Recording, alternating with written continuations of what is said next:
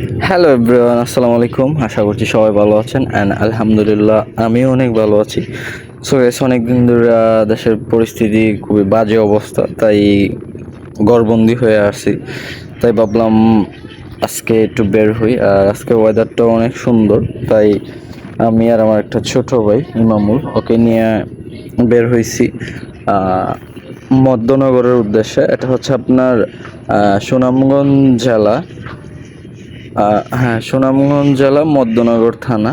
এটা নতুন একটা থানা হয়েছে, আর ওইখানে নতুন একটা ব্রিজ হয়েছে। পাশে আপনার ওই যে পাহাড় দেখতে পাইতেছেন, চারপাশে পানি, মানে সব কিছু মিলায়া আদারওয়াইজ অস্থির একটা পরিবেশ, যেটা আপনারা স্ক্রিনে দেখতে পাইতেছেন। আর যদি সামনাসামনি দেখেন তাহলে আপনাদের আরও অনেক ভালো লাগবে। তো আশা করি ভিডিওটা আপনাদের অনেক ভালো লাগবে। আর যদি ভিডিওটা ভালো লাগে তাহলে অবশ্যই আমার চ্যানেলটা সাবস্ক্রাইব করবেন, এবং যারা ফেসবুক পেজ থেকে দেখছেন তারা অবশ্যই আমার পেজটা ফলো করে দিবেন, আমি আশা করি।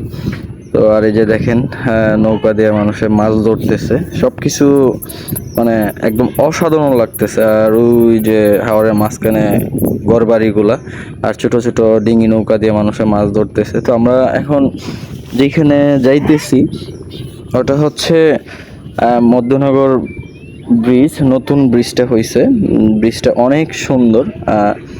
দীর্ঘ অনেক দিন পরে এই ব্রিজটা হয়েছে। তো এই যে দেখেন গাইস, রাস্তার এই পাশটার মধ্যে আপনার মেবি গাছগুলোকে জানি কি বলে, সরি, কৃষ্ণচূড়া গাছ। এই গিরা যখন সিজন থাকে তখন ফুলগুলো ফুটে, জাস্ট অসাধারণ লাগে।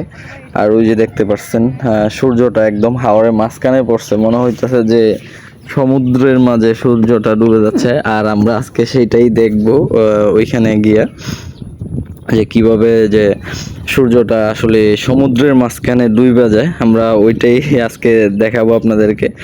আর এই জায়গাটা একদম পুরা মনে হবে যে আপনার নিকলি হাওরের মতো দেখতে পাইতেছেন। রাস্তাটা কিন্তু বেশ চওড়া, কিন্তু ভিডিওতে হয়তো ছোট দেখা যাচ্ছে, কিন্তু রাস্তাটা আসলে বিশাল বড়। আর এই মধ্যনগর থানাটা হচ্ছে এমন একটা জায়গায়, চতুর্পাশে পানি, মানে চতুর্পাশে পানি, মাঝখানে একটা দ্বীপের মধ্যে এরকম। আর এই যে সূর্যটা দেখতে পাইতেছেন, ভাই রে ভাই, জাস্ট অসাধারণ। আর এখান থেকে আর একটা বিষয়, ওটা ভিডিও করতে পারি নাই। এখান থেকে কিন্তু আপনাদের অনেক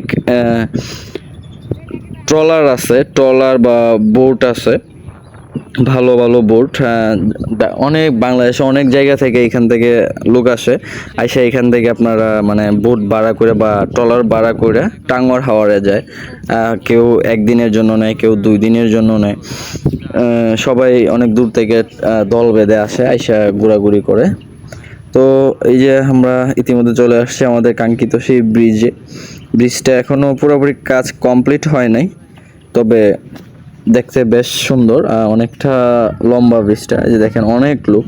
আর ওই যে দেখেন সূর্যটা একদম হাওরের মাঝখানে ডুবে যাইতেছে, আপনি দেখলে মনে করবেন যে হয়তো কোনো সমুদ্রের মাঝে সূর্যটা হারিয়ে যাইতেছে।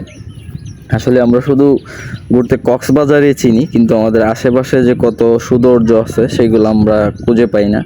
এই যে দেখেন, এখান থেকে যদি আপনি সন্ধ্যার আগ মুহূর্তটা দেখেন, সূর্য ডুবার আগ মুহূর্তটা দেখেন, তাহলে বুঝতে পারবেন যে কতটা সুন্দর লাগে আর এই ব্রিজটা কত সুন্দর। এখানে অনেক লোক